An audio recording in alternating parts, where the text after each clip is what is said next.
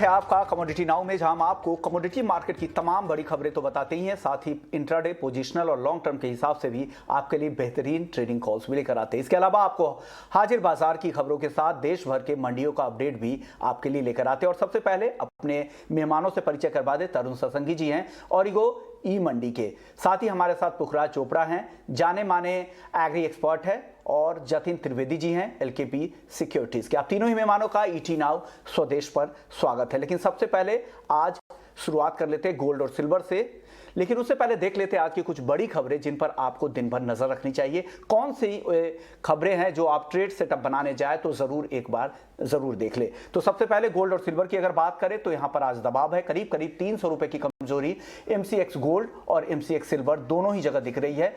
कल यूक्रेन और रूस के बीच बातचीत बेनतीजा रही। जो सीज फायर को लेकर जो चिंता थी उसको लेकर ये बातचीत बेनतीजा रही। वही अगर क्रूड की अगर बात करें तो आज एक रेंज में कारोबार यहां पर दिख रहा है।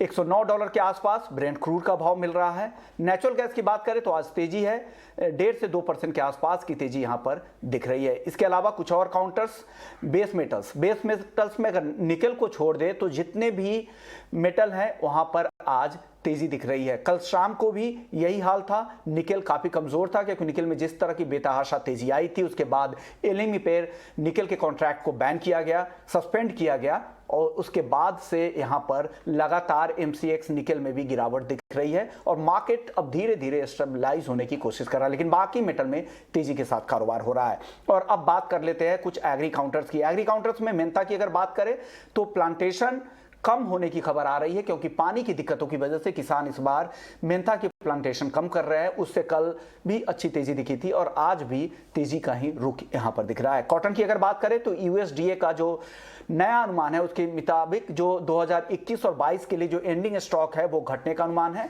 हल्दी को लेकर खबर यह है कि एक्सपोर्ट इस साल नॉर्मल रहने का अनुमान है, लेकिन नई आवक है वो लगातार अब तेजी से बढ़ रहे हैं। जीरे की बात करें तो इस साल का जो फाइनेंशियल ईयर है अप्रैल से लेकर जनवरी में अब तक यानी कुल 10 महीने में 23% एक्सपोर्ट कम हो गया है। धनिया की बात करें तो आवक बढ़ने से आज कीमतों में सुस्ती है, एक रेंज में ही कारोबार दिख रहा है 11,000 के नीचे, लेकिन अभी भी तेजी के साथ ही यहां पर कारोबार हो रहा है। कैस्टर जहां पर ऑयल एक्सपोर्ट 15 से 20% यहां पर घटने का अनुमान है। कैस्टर का उत्पादन भी हम लगातार बता रहे हैं कि 8.5% कम रह सकता है। ग्वार की बात करें तो आज हल्की तेजी के साथ यहां भी कारोबार हो रहा है, 1% के आसपास की तेजी यहां दिख रही है। तो चलिए ये कुछ बड़ी खबरें हैं जिन पर आपको नजर रखनी चाहिए। हमारे साथ जतिन जी, पुखराज जी और तरुण जी तीनों बने हुए हैं। तरुण जी, क्या लग रहा है बुलियन मार्केट में जिस तरह से आज मुनाफा वसूली, आपको लग रहा है कि ये बेचने का समय है या लग रहा है कि ये एक खरीदारी का मौका दे रहा है? क्या कहेंगे आप? हाय, गुड मॉर्निंग विश्व मोहन जी। देखिए, रिस्क प्रीमियम सर्टेनली कम हुआ है। जिस तरीके से 2 दिन पहले मार्केट में न्यूज आया कि डिप्लोमेटिक टॉक हो सकती है यूक्रेन एंड रशिया के बीच में, कल जरूर आया है कि टॉक स्टेलमेट रही, बट एक्चुअली वॉर ओवरनाइट नहीं होता, वॉर का सोल्यूशन भी ओवरनाइट नहीं निकलता है। लेकिन ये एक पहल थी जिसकी वजह से हमने knee jerk reaction, steeper correction देखा कमोडिटीज के अंदर, जिनमें हमने गैलोपिंग मूव आते हुए देखा था before this event. I think जिस तरीके से प्राइस का करेक्शन हुआ है, हमें ऐसा लगता है फर्दर डेवलपमेंट्स पॉजिटिव डायरेक्शन में होंगे towards this diplomatic talk between two countries, and अगर ऐसे होते हैं तो ग्रेजुअली जो रिस्क प्रीमियम ऐड हुआ था वो घटते हुए नजर आएगा। और जिस तरह से करेक्शन हुआ है, आई फील लाइक कि गोल्ड के प्राइस अब $1850-1820 तक आ सकते हैं।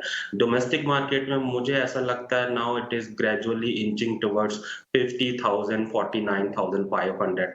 आई थिंक सेल ऑन राइज का स्ट्रेटेजी होना चाहिए। यहाँ पर अगर पुल बैक रैली भी होगा क्योंकि वॉलेटिलिटी हाइटन्ड है, तो वो 500-800 पॉइंट्स का हो सकता है, तब जाकर सेलिंग करेंगे बेटर रहेगा। बट ग्रेजुअली 50,000 के प्राइस देखने को मिलेंगे गोल्ड के अंदर। Over to you. राइज की स्ट्रेटजी यहां पर अपनानी है। जतिन, आप ट्रेडर्स को यहां पर क्या सलाह देंगे? कोई ट्रेड बन रहा है या आज बचने की सलाह देंगे, या आपको भी लगता है कि यहां पे सेल ऑन राइज की स्ट्रेटजी के साथ काम करना चाहिए गोल्ड और सिल्वर में? विष्णु मोहन जी, जिस तरह से मार्केट अभी प्ले कर रहा है, मुझे लग रहा है गोल्ड जो है वो कहीं ना कहीं एक रेंज के अंदर पहले ट्रेड करेगा, उसके बाद जो है वो डायरेक्शन डिसाइड करेगा। ये इवेंट जो है वो इतना आसान नहीं रहेगा प्ले करने के लिए, क्योंकि इसके डेवलपमेंट्स जो हैं वो धीरे-धीरे फोल्ड आउट होते हुए दिखेंगे, क्योंकि एक तरफ पे अगर वॉर की सिचुएशन एस्केलेशन जो है वो ज़्यादा आगे नहीं बढ़ती है यहाँ से, मीटिंग्स वगैरह जो भी आगे चल के होती हैं, उसके बाद भी जो यूएस की तरफ से सैंक्शंस हैं या अन्य देशों की जो रुझान रहेगी रशिया के साथ कारोबारी के मामले में, उस पे कहीं न कहीं थोड़ा बहुत रुकावट रहेगा। कोई भी अपना बिज़नेस जो शायद ज़्यादा पेस से ग्रो ना करे रशिया के साथ। तो उसकी वजह से आई थिंक गोल्ड को कहीं न कहीं हमने देखा ही है हिस्टोरिकली कि जब भी सैंक्शंस 2 बड़े देशों के बीच में रहता है, जैसे कि हमने यूएस चाइना के टाइम पे एग्ज़ाम्पल में देखा था, तो गोल्ड जो है बेनिफिट करता है उस समय में। तो इस समय भी ऐसा ही कुछ सिनेरियो बन सकता है और गोल्ड जो है वो कहीं न कहीं मेजर डिप के बाद फिर से अपनी चाल जो है वो पॉजिटिविटी की रुख की तरफ दिखाए। ये ओवरऑल पर्सपेक्टिव है मेरा। ट्रेडिंग पर्सपेक्टिव से अगर मैं देखने जाऊँ तो लेवल जो है वो कहीं न कहीं 53 500 600 ऑन द हायर साइड और 52 400 ऑन द लोअर साइड। तो ये जो 1000 1200 पॉइंट की जो रेंज है, इसको मैं प्ले करते हुए आगे चलूँगा। तो यहाँ पर बाय ऑन डिप्स की सलाह रहेगी फिलहाल, क्योंकि 53,000 के नीचे है, तो मैं ये एक्सपेक्ट कर रहा हूँ कि प्राइसेस जो है वो पहले 52,600 700 के आसपास आए, तो वहाँ पर बाय कीजिए। 52 400 जो है वो एक उसके नीचे स्टॉप लॉस रखना है, कोई भी ट्रेड आप लेते हैं बाइंग का गोल्ड के अंदर। और हायर साइड पे 53,000 53,200 300 ये जो है वो सेलिंग जोन्स रहेंगे, प्रॉफिट बुकिंग और सेलिंग जोन्स रहेंगे। अगर लोअर लेवल्स नहीं आते हैं और हायर लेवल्स पहले आते हैं, तो वहाँ पर शॉर्ट सेलिंग की एडवाइस है 53,650 के स्टॉप लॉस के साथ। आपको, अगर आप जतिन जी को फॉलो कर रहे हैं तो गोल्ड खरीदने की सलाह दे रहे हैं 52,600 रुपए में 52,350 का स्टॉप लॉस लगा लें और 53,100 रुपए के टारगेट के लिए आप यहां पर बाई कर सकते हैं। वहीं तरुण जी का मानना है कि आप सेल ऑन राइज की स्ट्रैटेजी के साथ यहां पर काम कर सकते हैं। चलिए अब बात कर लेते हैं क्रूड की, लेकिन उससे पहले पुखराज जी आपसे भी मेरा एक सवाल होगा। एग्री मार्केट पर वापस आएंगे, लेकिन जिस तरह के वाइल्ड मूव हम अब तक कमोडिटी मार्केट में देख रहे हैं, चाहे वो नॉन एग्री का मार्केट हो या एग्री का मार्केट हो, ऐसे मार्केट में जब इस तरह की का सिनेरियो ग्लोबली बन रहा है, ट्रेडर्स को आप क्या सलाह देना चाहेंगे, चाहे वो नॉन एग्री का ट्रेडर हो या एग्री का ट्रेडर हो? देखिए विश्व मोहन जी, इस युद्ध में एक बात हमें समझ लेनी चाहिए कि भारत खपत की मंडी है और भारत विदेशी लोगों के लिए खपत का बड़ा बाजार है। यहाँ की जनसंख्या हमारी सबसे बड़ी ताकत है। तो अलग अलग सिनेरियो बनते हैं इसके अंदर। जिस तरह से खाद्य तेलों में थोड़ी तेजी रह सकती है, वजह क्योंकि युद्ध वाली साइड से आता है, तो इस पे तो सरकार अभी देख रही है। अभी जो रशिया और यूक्रेन का वार चल रहा है उसके अंदर क्रूड के दाम बहुत बड़े हैं, गोल्ड भी बढ़ा है, सिल्वर भी बढ़ा है। तो युद्ध को देखते हुए इसके अंदर ट्रेड करना मुझे ठीक नहीं लगा। आप देखिए क्रूड है वो 9996 रुपए जाके 8,000 के आसपास आ गया। न तो युद्ध में कोई घटोतरी हुई, न युद्ध में कोई बढ़ोतरी हुई। तो इसके फंडामेंटल चेंज होते रहे हैं। अब जैसे जैसे क्रूड के दाम बढ़े रहेंगे तो निश्चित रूप से अमेरिका को अपना उत्पादन करना पड़ेगा, तेल के कुएं नए बनाने होंगे। तो उसके अंदर गम की खपत देखी जा सकती है कि गम की खपत आ सकती है। उसी तरह से जो खाद्यान्न मार्केट है, खाद्यान्न मार्केट के अंदर भी हमारी जनसंख्या है, वो हमारी ताकत है। ये जैसे मैंने पहले कहा, तो उसी हिसाब से हमें तो आयात करना ही करना है, वो खाद्य तेलें हो, चाहे खाद्य तेल हो, चाहे दालें हो। तो इन बाजारों में भी कहीं पे कमजोरी नहीं रहेगी। अब तीसरा पार्ट आता है कमोडिटी में मसालों का। तो मसालों में जो धनिया है वो बुल्गारिया साइड से आता था, उसको आने में तकलीफ हो सकती है, तो इसके बाजार मंदे नहीं रहेंगे। और बाकी मसाले हैं तो उसमें जीरा के अंदर उपज कम है, खेती कम है। हालांकि आपने जैसा बताया कि 23% निर्यात कम हुआ है, पर निर्यात कम होने के मुकाबले जो फसल है वो बहुत कमजोर एक तो, और दूसरी फसल कमजोर के साथ साथ यहाँ पे फसल में नुकसान भी बहुत हुआ है। तो आप ये मान के चलिए कि पिछले साल के मुकाबले 50% फसल जीरा की कम आएगी, तो इसलिए उसके अंदर भी मंदी नहीं देखी जा सकती। और बाकी मसालों में भी गाहे बगाहे डिमांड रहेगी।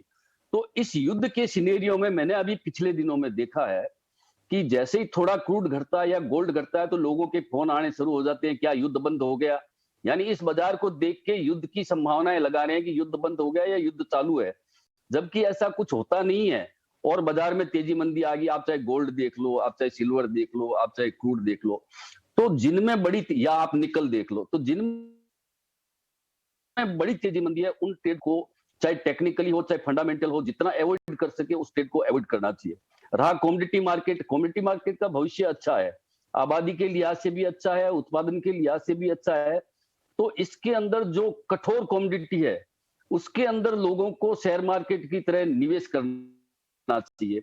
जैसे गम है, गवार है, 10 साल तक खराब नहीं होता, तो इसमें निवेश करें। ऐसे ही दूसरे कई आइटम है जो 2 साल खराब नहीं होते, 3 साल खराब नहीं होते। तो इन्वेस्टमेंट के लिए सबसे बढ़िया जगह है।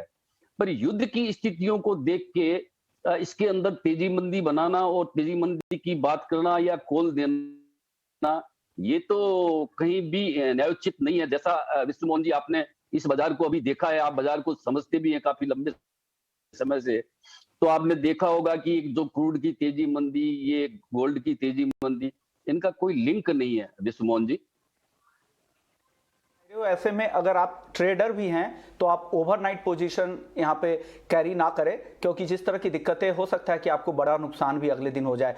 अब चलिए बात कर लेते हैं कच्चे तेल की। खाने के तेल की बात कर रहे थे पुखराज जी, यहाँ पर सप्लाई काफ़ी कम हो रही, क्योंकि ब्लैक सी रीजन से 60% के आसपास सनफ्लावर ऑयल का यहाँ एक्सपोर्ट इंपोर्ट किया जाता है और यूक्रेन का उसमें बड़ा हिस्सा है। ऐसे में जब पूरी तरह से सप्लाई कम हो रही है, क्रूड के दाम बढ़ रहे हैं, तो खाने के तेल के दाम भी बढ़ रहे हैं। तो क्रूड को लेकर तरुण जी, आपका अनुमान क्या लग रहा है? क्या यहाँ से और तेजी यहाँ से बची हुई है, या बाकी देश अब या तो कुछ देश बढ़ जाएंगे जो रूस से लेंगे, क्योंकि रूस ने पिछले हफ्ते ऑफर भी किया था कि भारत को भी 25 से 27% सस्ता क्रूड वो सप्लाई करने के लिए तैयार है। चाइना ऑलरेडी खरीदने के लिए तैयार है। दूसरी तरफ यूएस लगातार अपने रैंप अप कर रहे हैं अपने प्रोडक्शन को। पुखराज जी भी बता रहे थे कि नए तेल कुएं डेफिनेटली यहाँ पे बढ़ेंगे आने वाले समय में। यूके अपने तेल गैस को और एक्सप्लोर करने की कोशिश कर रहा है। ऐसे में आपको एनर्जी का मार्केट कैसा लग रहा है यहाँ से? कि कुछ दिन पहले तक क्लियर था, वन साइडेड मार्केट में हम रैली देख रहे थे, डिमांड बहुत अच्छा था, इन्वेंट्रीज मल्टी ईयर लो पर थे। इस इवेंट के बाद में मार्केट में नॉइज आना काफी चालू हुआ। देखिए, उसको काम डाउन करने के लिए सबसे पहले EIA ने कदम उठाया कि 60 मिलियन बैरल मार्केट में रिलीज करेंगे, जिसका 50% चंक आएगा यूएस से, रिमेनिंग यूरोपियन यूनियन से आएगा, जिसके बाद में हमने काम डाउन देखा। अभी रशिया और यूक्रेन डिप्लोमेटिक टॉक के लिए तैयार हैं और आई थिंक ये प्रोग्रेस जो है कहीं ना कहीं प्राइसेस को काम डाउन करने में सक्सेसफुल रही है। साइमल्टेनियसली रशिया ने ये भी क्लियर किया हुआ है, जो फ्रेंडली इनके साथ इन्वायरमेंट रखेंगे कंट्रीज, उनके साथ वो सप्लाई ऑब्लिगेशन को फुलफिल करने को तैयार है। यूरोप क्योंकि मेन इंपैक्ट होगा अगर रशिया से कोई भी सप्लाई हॉल्ट होती है, क्योंकि गैस और एनर्जी मेजॉरिटी ऑफ जो इंपोर्ट करता है यूरोपियन नेशंस, वो एक्चुअली रशिया से करता है। तो उन्होंने सैंक्शन लगाने से साफ मना कर दिया। सैंक्शन खाली यूएस ने यूके ने लगाया। इट मींस कहीं ना कहीं जो यूरोप का कंसर्न था वहां सप्लाई कंटिन्यू रहेगा। साइमल्टेनियसली देखिए, इन्फ्लेशनरी प्राइसेस अगर होते हैं तो कहीं ना कहीं डिमांड इरोजन होता है। तो मानिए ना मानिए, अगर इन लेवल पे प्राइस रहेंगे तो डिमांड विल डिक्रीज, और कहीं ना कहीं जो मेजर बॉडीज है, ओपेक, IEA, EIA, इनके जो प्रोजेक्शंस आएंगे वो डिमांड को इस ईयर के लिए नेगेटिव साइड में ही ट्रिगर करेंगे, क्योंकि हायर प्राइस हमेशा लोअर डिमांड को ही कोरिलेट करता है। वेल, मेरे को ऐसा लगता है शॉर्ट टर्म में जो करेक्शन देखा है दैट विल कंटिन्यू, एंड हो सकता है कि ऑयल के प्राइसेस $95 के आसपास शॉर्ट टर्म में देखने को मिला है। आफ्टरवर्ड्स देखना पड़ेगा एग्जैक्टली कहां पर बेस बनता है और किस तरह से डेवलपमेंट्स होते हैं, that will drive the market. But no doubt it's like killing the consumers pocket, and in level पे प्राइस सस्टेन करना पूरे वर्ल्ड के लिए काफी दिक्कत वाला काम हो जाएगा। 1975 से 80 में जो स्टैग इन्फ्लेशन की बात कर रहे थे, कहीं वो दौर फिर से देखने को ना मिले। ओके, तो लग रहा है कि नियर टर्म में इन लेवल्स पे डिमांड बहुत दिनों तक सस्टेन नहीं करेगी, डेफिनेटली यहाँ पर भाव नीचे आएंगे। जतिन जी, आपको क्या लग रहा है, एनर्जी मार्केट में कोई ट्रेडिंग के लिहाज से आपको लग रहा है जहां पे ट्रेड बन रहा हो, चाहे वो क्रूड हो या नेचुरल गैस हो?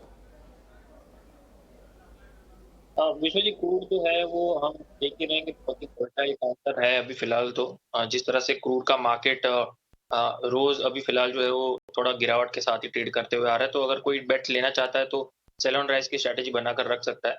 मेरे लिए ये काउंटर वीक है जब तक 8400 के नीचे ट्रेड कर रहा है MCX पर, और मोटा मोटी 120 के नीचे, 115 के नीचे ट्रेड कर रहा है ब्रेंट में। रही बात नेचुरल गैस की, तो वहां पर ट्रेडिंग अपॉर्चुनिटी जरूर है। एक राउंडिंग बॉटम फॉर्मेशन दिख रहा है मुझे स्मॉल टाइम फ्रेम चार्ट्स के अंदर, जो एक ट्रेडिंग अपॉर्चुनिटी बन रही है, उसका फॉर्मेशन जो एंड होगा वो कहीं ना कहीं 370 से लेके 380 के बीच में वो एंड होगा फॉर्मेशन जो है वो। तो यहाँ पर एक छोटी सी बेट जो है वो बन रही है नेचुरल गैस के अंदर। माइनर डिप 356 355 के रेंज में बाय करने की सलाह दूंगा मैं नेचुरल गैस को। 350 के नीचे एक स्टॉप लॉस लगाकर जरूर रखना है स्ट्रिक्टली स्टॉप बेसिस पर, और हायर साइड में 370 375 के टारगेट्स को एम करते हुए नेचुरल गैस के अंदर बाय करने की सलाह है मेरी। टेक्निकल पिक है ये, पूरा ओवरसोल्ड काउंटर लग रहा है मुझे, काफी दिनों से उसके अंदर सेलिंग चल रही है। एक रिबाउंड मैं देख रहा हूँ नेचुरल गैस प्राइसेस के अंदर आज से लेके कल के। यानी नेचुरल गैस आप अगर रिस्क एपेटाइट अच्छी है तो आप जाएं यहाँ पे 356 पे खरीदे, 350 का स्टॉप लॉस लगाना नहीं भूले, बिना स्टॉप लॉस के ट्रेड नेचुरल गैस जैसे काउंटर में कम से कम नहीं करे 370 के टारगेट के लिए। चलिए अब बेस मेटल में जतिन जी कोई है आज टॉपिक? विष्णु जी, हालांकि काउंटर्स बहुत ज्यादा वॉलेटाइल है, तो जो भी ट्रेड करे उसके अंदर वो सिर्फ हाई रिस्क ट्रेडर्स के लिए एडवाइस रहेगी, पहले ये बता देता हूं मैं, क्योंकि अभी ये ऐसे दिन नहीं है फिलहाल जहां पर आप सिर्फ 0.5% 1% के अंदर भीतर स्टॉप लॉस रख के ट्रेड करें, बिकॉज मार्केट जो है वो उसकी एवरेज जो रेंज है वो काफी बढ़ चुकी है। ठीक है, तो ये जो भी रिकमेंडेशन रहेगी वो सिर्फ हाई रिस्क ट्रेडर्स के लिए है। एल्यूमिनियम का मार्केट जो है वो रेंज में है, ऊपर में 288 के लेवल्स जो है वो ब्रीच नहीं कर पा रहा है पिछले 2 दिनों से, और लोअर लेवल्स पे अराउंड अबाउट 270 275 के बीच में सपोर्ट भी ले रहा है। तो 285 के रेंज में सेल करने की एडवाइस दूंगा मैं एल्यूमिनियम को। 290 के ऊपर स्टॉप लॉस बिठाना रहेगा, और नीचे में 275 270 के टारगेट्स के लिए एल्यूमिनियम के अंदर सेल रहेगी, सेल ऑन राइज की स्ट्रेटजी बना सकते है एल्युमिनियम पे। चलिए अब बात कर लेते हैं कुछ एग्री मार्केट में वापस से। और पुखराज सर, सबसे पहले अगर व्हीट की बात करें, गेहूं की, तो हमने देखा कि हफ्ते भर में 10% भाव अब नीचे आए हैं, लेकिन आज वापस से एक तेजी दिख रही है।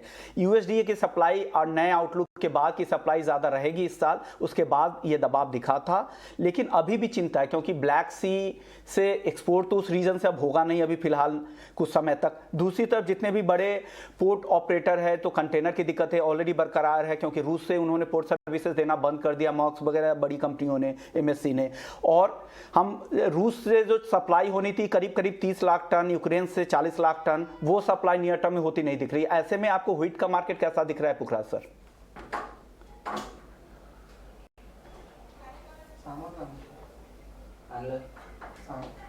पुखराज जी सर म्यूट है आपका ऑडियो।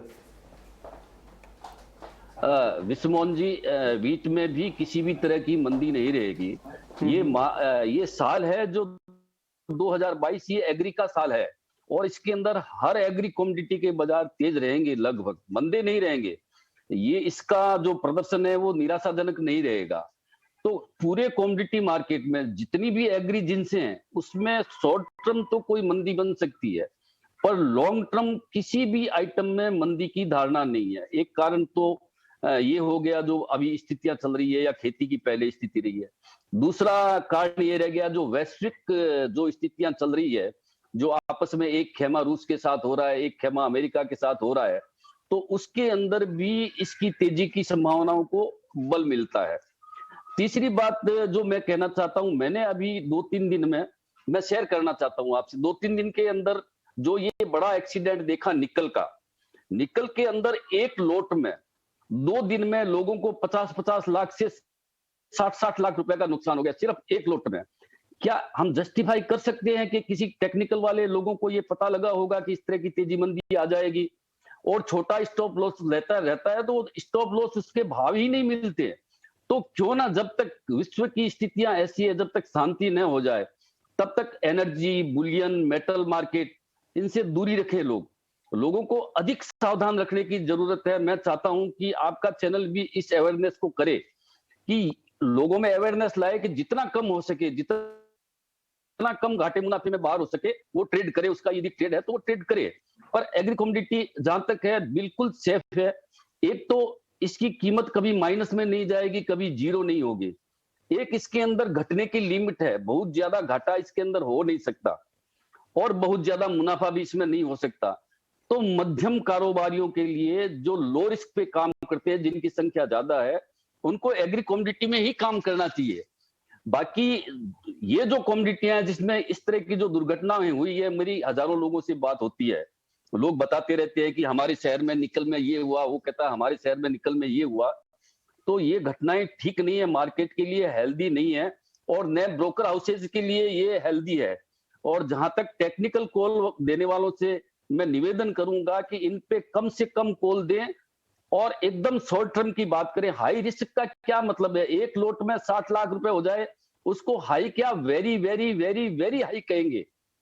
तो इस रिस्क का कोई मतलब नहीं है। एग्री कमोडिटी पूरे साल 2022 में अच्छी रहेगी विश्व मोहन जी, मेरा ये यानी कहना। 2022 में एग्री कमोडिटी का मार्केट अच्छा रहेगा, लेकिन जिन कमोडिटी में वाइल्ड मूव आने वाले हैं, इसमें टेक्निकली भी आपको उस तरह से पता नहीं लग पाएगा, तो ऐसे माहौल में आप दूर रहें तो ज्यादा बेहतर है। जब स्टेबलाइज हो सब कुछ, तब जाके आप ट्रेड शुरू करें। तरुण जी, खाने के तेल को लेकर आपका आउटलुक क्या है आज? आई थिंक ये साल खाने के तेलों का साल भी है। लास्ट टाइम मैंने आपके शो पे कहा था कि ये साल वीट का साल है, ये साल खाने के तेलों का साल है। कस्टमर की पॉकेट ज्यादा ड्राई होगी, इस बात के लिए हमको तैयार रहना चाहिए। साउथ अमेरिका में 25 से 27 मिलियन टन का क्रॉप कम है, जिससे सोए ऑयल का सप्लाई कम होगा।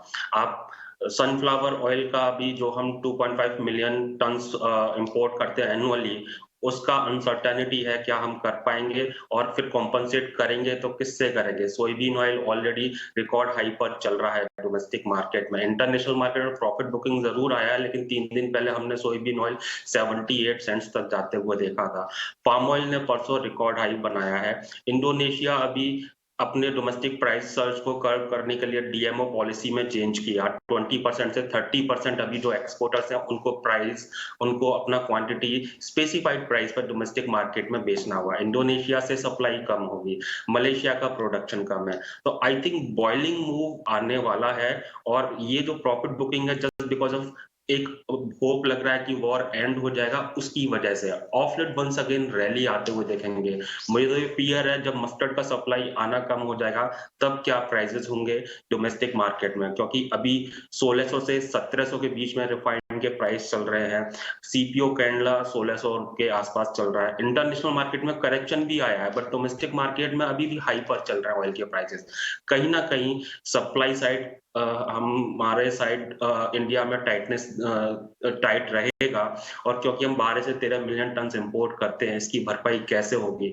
बहुत मुश्किल ईयर है, specially oil and oil seed के लिए। प्राइस ओके, यानी कुल मिला के एग्री का साल रहने वाला है। खास करके खाने के तेल में तेजी रहेगी, मसालों में तेजी रहेगी, और व्हीट में और कॉर्न में भी तेजी रहेगी, ऐसा अनुमान ज्यादातर एक्सपर्ट मानते हैं। शुक्रिया पुखराज जी आपका, तरुण जी आपका, और जतिन आपका। आप लोगों ने वक्त निकाला कमोडिटी नाउ के दर्शकों के लिए। तो कमोडिटी नाउ में फिलहाल इतना ही, लेकिन आप बने रहिए हमारे साथ। ब्रेक